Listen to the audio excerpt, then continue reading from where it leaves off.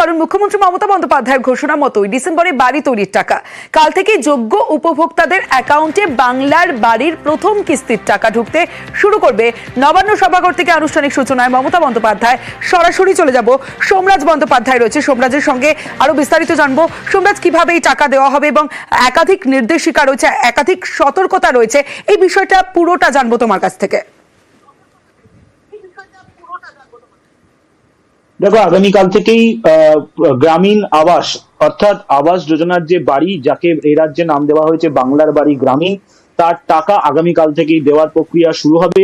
মুখ্যমন্ত্রী মমতা বন্দ্যোপাধ্যায় আগামীকাল নবান্ন সভাঘর থেকে সেই প্রকল্পের টাকা দেওয়ার আনুষ্ঠানিক সূচনা করবেন। প্রাথমিকভাবে প্রথম কিস্তি 60,000 টাকা যারা নির্বাচিত উপভোক্তা তাদেরকে দেওয়া হবে। আগামীকাল প্রত্যেক জেলা থেকে 2 জন করে উপভোক্তা তাদের হাতে মুখ্যমন্ত্রী মমতা বন্দ্যোপাধ্যায় সরাসরি নবান্ন সভাঘর থেকে প্রথম কিস্তির টাকা স্বরূপ 60,000 টাকা করে তুলে দেবেন এবং তারপর আগামী 3 থেকে 4 দিনের মধ্যে যারা নির্বাচিত উপভোক্তা, যারা 2018 সালের পর থেকে অপেক্ষা করে রয়েছেন, তাদেরকে এই টাকা অ্যাকাউন্টে পাঠিয়ে দেওয়া হবে। রাজ্যের পঞ্চায়েত দপ্তরের তরফে তেমনটাই জানানো হচ্ছে।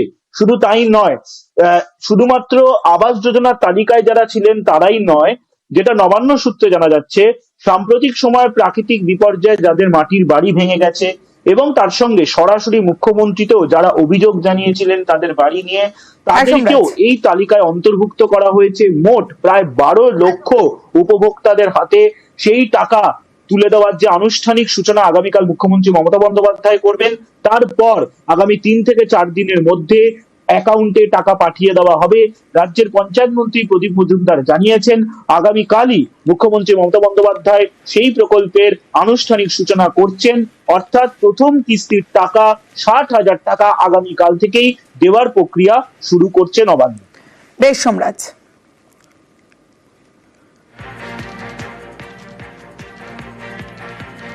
মাননীয় মুখ্যমন্ত্রী কথা দিয়েছিলেন যে 11 লক্ষকে 22 সালে কথা দিয়েও বঞ্চিত রেখেছে কেন্দ্রীয় সরকার।